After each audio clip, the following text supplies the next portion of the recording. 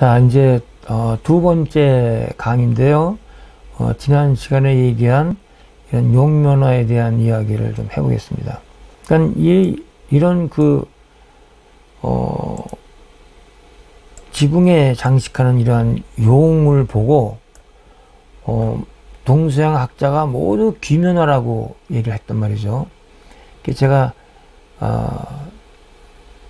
박물관에 근무하다가 이제 퇴임을 하는 날 기념 강연을 제가 이것을 가지고 했습니다. 귀면화가 아니고 용면화다. 그래서 그 당시에 이게 언론에도 나오고 이제 찬반이 생겨서 이제 좀 떠들썩했었죠. 근데 이것은 이 경주에 이제 월지라고 하는 그 공성 안에 있는 연못 바닥에서 나온 겁니다. 연못 그 둘레에 건축이 있었는데 뭐 불이 타서 그런지 하여튼 이게 그대로 연못 안으로 그 건물이 무너졌어요. 근데 건물이 무너지니까 그 건물 위에 있던 기와들이 그대로 그 연못 아래에 이렇게 많이 있었습니다. 그 중에 하나가 이건데, 이것은 이제 보통 흙으로 만들잖아요. 진흙으로 이제 만들어서 높은 온도로 굽는데, 최초에는 진흙을 가지고 불상도 만들고, 뭐 사천왕사도 용도 만들고, 뭐 기와도 만들고, 여러 가지를 만들어요. 만드는데 아주 중요한 존재에만 녹색 유약을 입혔어요. 그러니까 열애상이라든지 사천왕상이라든지 또 이런 그 용면화는 중요한 거니까 녹유를 입힌 거예요. 만일 이것이 귀면화라고 그러면 녹유를 입히지 않죠. 예. 귀신의 얼굴이라고 생각하면은 거기다가 그런 그 녹유라는 그런 유약을 바를 리가 없어요. 용면화는 녹유를 발랐고, 그 다음에 조각 솜씨가 아주 뛰어납니다. 조각 솜씨가 최고인 장인이 만든 거예요. 근데 이렇게 녹유로 입혔기 때문에 온도에 따라서 좀 변화가 많아요. 뭐 녹색 빛도 띄우기도 하고 갈색도 띄우기도 하고. 이제 여기서도 보면은 이쪽 색깔과 이쪽 색깔 다르잖아요. 그죠? 이건 모두 몇 가지 색으로 되어 있어요. 일단 한 가지 색이잖아요. 예. 한 가지 색인데 온도에 따라서 이렇게 그 부분적으로 다르게 이렇게 되는 거예요. 그러니까 한 가지 색이니까 파악하기가 쉬워요, 어려워요? 한 가지 색이기 때문에 파악하기 힘들어요. 그러니까 우리가 보통 작품을 박물관에 가서 본단 말이죠. 한눈에 모든 걸 볼 수가 없어요. 그럼 불화가 이게 굉장히 크잖아요. 그럼 한눈에 보이는 거는 우리가 현실에서 봤던 것과 비슷한 것만 잡혀요. 극히 일부. 지금 이 용면화라고 하는 작품을 봤을 때도 언뜻 보이는 게 눈, 코, 입, 그건 보이는 거예요. 그 이외의 건 안 보여요. 예. 그래서 이거를 제가 이제 채색 분석이라는 방법으로 여러분에게 보여드리는데,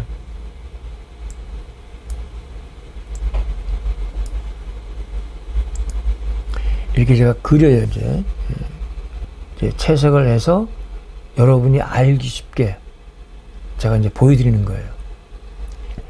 채색 분석법이라는 거는 제가 개발한 거예요. 이런 잘 보이지 않는 거를 어떻게 하면 많은 사람들에게 아주 알기 쉽게 설명할 수 있을까? 그래서 채색 분석법을 제가 개발해서 채색 분석하는 방법이 또 있어요. 처음 시작을 찾아서 단계적으로 채색을 해서 보여주는 겁니다. 예. 한번 제가 해볼게요. 자, 이제 보시면은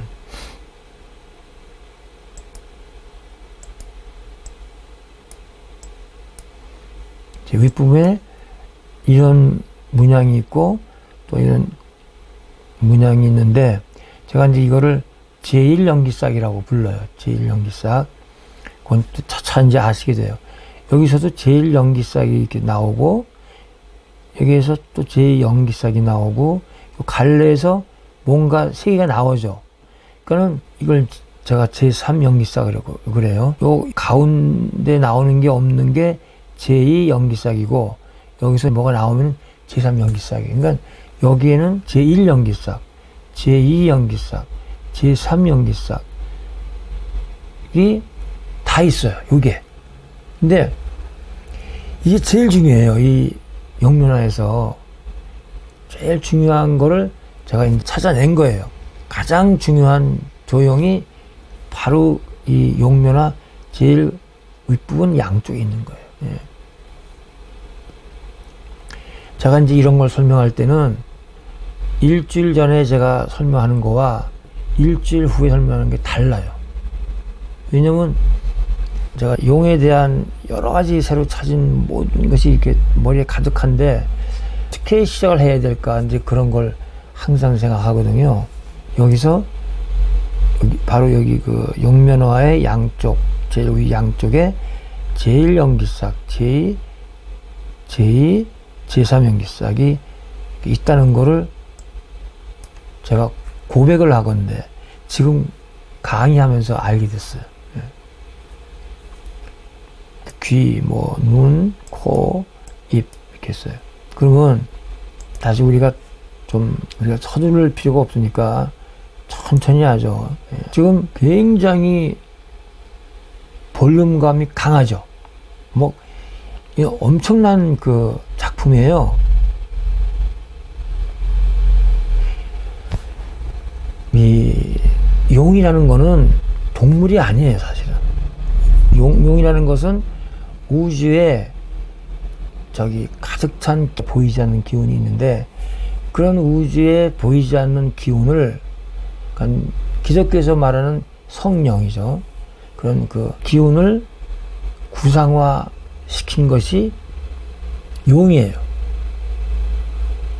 그래서 용을 표현하려면 이제 몸이 기니까 측면으로는 이제 이렇게 표현하기 힘들죠. 그래서 앞에서 오는데 이쪽 앞과 양쪽을 펼쳐가지고 이렇게 표현한 게 용면화거든요.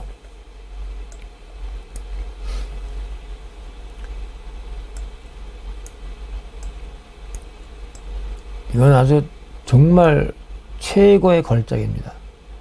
동수양을 통틀어서 이 월지에서 나온 이 용면화는 최고의 걸작품이에요. 그러니까 창조의 신이기 때문에 이렇게 엄청난 양감을 가진 그런 용으로 표현을 한 거죠. 자, 이렇게 해서 칠을 해서 보면은 아까 이거 제1연기싹이라고 그랬잖아요. 이거 여기 이제 보면은 이게 금방 눈에 안 들어와요. 여기 제1연기싹, 제2연기싹, 요거까지 합쳐 제3연기싹인데 이것이 이렇게 도루루 말린 게 이렇게 제1연기싹이에요. 그건 여러 가지로 변형이 돼요. 이 눈썹을 보면은 여기서 이렇게 돼서 꼬부라졌죠. 이렇게. 이거와 이것이 떨어져 있지만은 사실은 여기서 이게 생긴 거예요. 눈썹이 제1연기싹의 변형으로 되어 있어요. 그 다음에 눈은 이제 보주라고 하는 것인데 보주라는 것도 우주에 가득 찬 기운을 압축해서 보여주는 게 보주예요. 이렇게 보통 이렇게 구체, 뭐 축구공이나 야구공처럼 둥근 걸로 표현하는데 뭐 여러 가지 형태로 표현될 수가 있어요. 그러니까 사실 보주나 용은 표현하기가 어려운 거예요. 예. 우주에 가득 찬 기운을 형상화시켰다 하는 거는 제가 찾아낸 그 용과 보주의 본질이거든요. 그런 기록은 어디에도 없고 또 그렇게 생각하는 사람도 아무도 없어요, 지금. 그러니까 이거를 여러분이 완벽하게 풀게 되면은 전 세계의 미술을 다 볼 수가 있어요. 그러니까 개안이 되는 거예요. 개안. 그러니까 여기서 제가 하는 강의는 여러분에게 지식을 가르쳐 주는 게 아니고 여러분이 정말 개안을 해서 전에는 보이지 않던 걸 보이게 하는 그런 강의예요. 그래서 조금 시간이 걸립니다. 인내를 가지고 들어주시면 고맙겠습니다. 자, 우주에 가득 찬 기운을, 그걸 제가 이제 연기라고 불러요. 슬령스러운 기운을 구상화한 여러 가지 문양을 통틀어서 제가 연기문이라고 그러고, 그 연기문에서 만물이 화생한다. 그걸 이제 연기화생이라고 그래요. 그러니까 화생이라는 말은 아주 신비적인 탄생을 얘기해요. 그러니까 우리가 현실에서 보는 뭐 이렇게 아기가 태어난다든가 그런 현실적인 것이 아니고, 이제 기독교로 말하면 성령으로 인해서 잉태된 존재가 예수님이잖아요. 이런 제가 말하는 영기나 성령을 영어로 표현하면 같은 거예요. 영어로 표현하면요, 연기도 헐리 스피릿이고 성령도 헐리 스피릿이에요. 정신. 영이라는 건 정신을 얘기하는 거예요. 그런 존재인데 뿔이 있겠어요? 귀가 있겠어요? 이렇게 형상화 시켰는데 그 표현 방법이, 보세요. 여기 그 뿔이 제1, 제2로 되어 있고 또 제1, 제2연기석으로 되어 있어요. 이중으로 그렸잖아요. 변형이 굉장히 다양해요. 보주도 이게 그거는 보주에서 보주가 또 나오는 그런 게 있어요. 차차 말씀드릴게요. 그렇게 표현을 합니다. 자, 코도 이렇게 표현하고, 그다음에 입이 더 커요. 입을 굉장히 크게 벌렸죠. 왜 크게 벌렸을까요? 원래 용은 입이 있거나 그런 게 아니에요. 그렇지만 그 우주에 가득 찬 어떤 그 연기를 구체적으로 표현하려니까 아주 상징적으로 표현을 해요. 입을 크게 벌립니다. 예. 그렇죠. 필요 이상으로 벌렸죠. 그건 뭐냐면 용의 입에서 만물이 다 나와요. 차차 아시겠지만, 그 다음에 이렇게 입이 있고, 그다음에 여기서 이제 귀로 갈까요? 귀도 보세요. 이렇게 제1연기싹으로 되어 있잖아요. 제1연기싹이 이렇게 겹쳐가지고 이제 조형을 만들어서 귀를 표현한 거예요.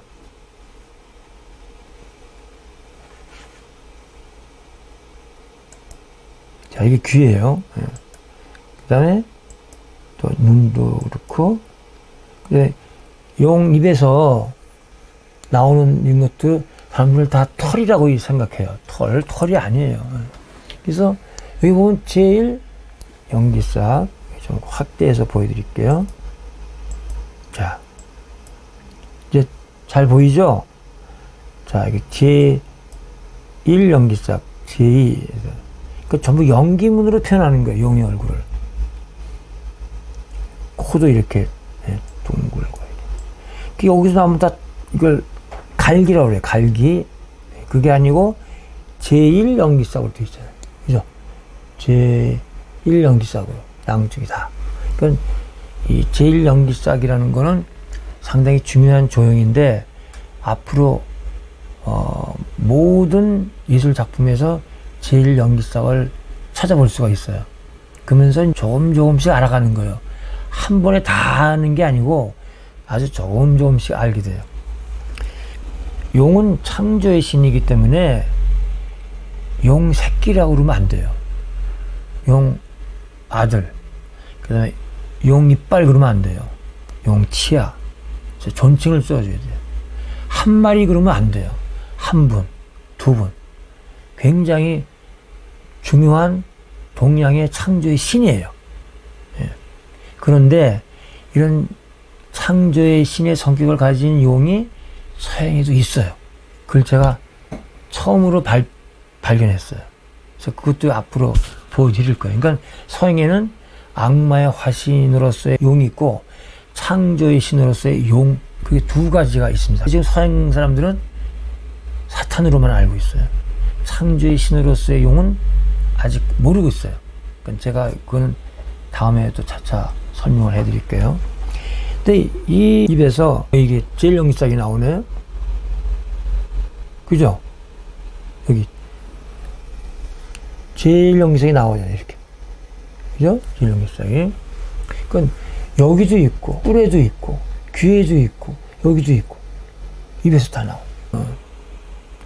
내가 처음에 이 귀면화를 영면화로 알았을 때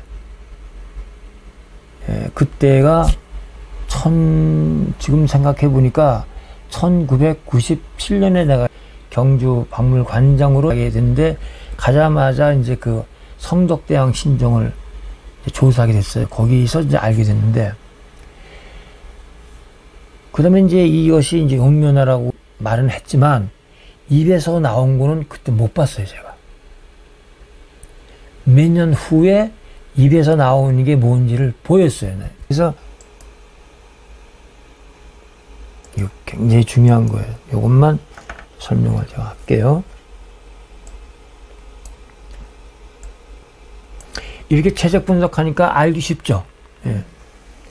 그래서 지금 제일 연기싹이 나오고 제2 연기싹이 나와요. 입에서. 그때는 입에서 나오는 게 안 보였어요. 제 눈에. 그것도 상당히 중요한 건데 뭐냐면 보세요. 제1 연기싹이 이렇게 나오고 이렇게 나오는데 또 제1 연기싹이 또 생명의 싹이 또 돋아요. 여기서도 또 돋아요. 이렇게. 여기서 돋고. 그러니까 생명이 연속적으로 계속 생성되는 거를 상징하는 굉장히 중요한 조형이에요, 이게. 네.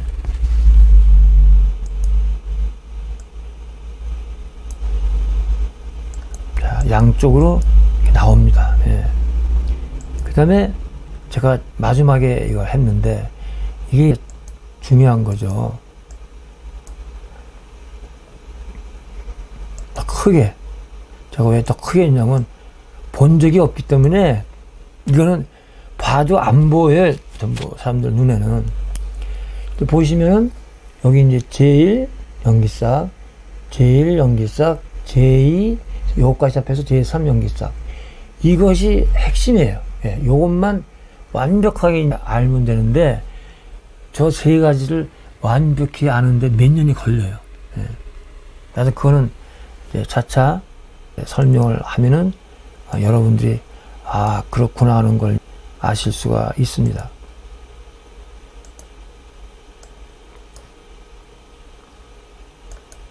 그 다음에 이제 양쪽에 이런 게 있어요. 그래서 일단 이걸로 채색 분석이 완료가 돼요. 정면만. 근데 지금 양쪽에 이렇게 동그라미를 많이 표현했잖아요. 이거요. 자, 이거하고 이 용의 눈하고 요거하고 같아요, 달라요? 같아요, 달라요? 같죠? 그러니까 사람들은 이거를 설명을 못해요. 뭔지 모르니까. 근데 이게 용의 눈이 보주에서 보주가 나오는다는 걸 내가 이제 훨씬 후에 알게 됐거든요. 그건 이 옆에도 보주에서 보주가 나오는 거를 표현한 거예요. 그럼 이건 뭐냐? 그러니까 용의 입에서 이런 그 제1, 제2, 제3 연기싹도 나오지만 또 뭐가 나오냐면 보주가 나와요. 예, 그건 다음 시간에 제가 설명을 해드리겠지만, 그러니까 용의 입에서 무량으로 나오는 보주를 이 양쪽에다가 이렇게 표현한 거예요. 이렇게 양쪽에다가. 그러니까 여기 이 용면화에 표현된 모든 조형들은 모두가 다 중요한 거예요. 예. 굉장히 중요한 거예요. 근데 지금 이거를 다 지나치고 있으니까 말하자면 저는 용의 전도사 역할을 하는 거예요, 지금. 용이 무엇인가를 이렇게 널리 알리는 전도사 역할을 하고 있는데, 왜 그러냐면 아까 말씀드렸듯이 용을 알면은 세계 미술을 다 알게 돼요. 예. 그래서 오늘은 용의 정면 제작 분석으로 강의를 끝내겠습니다.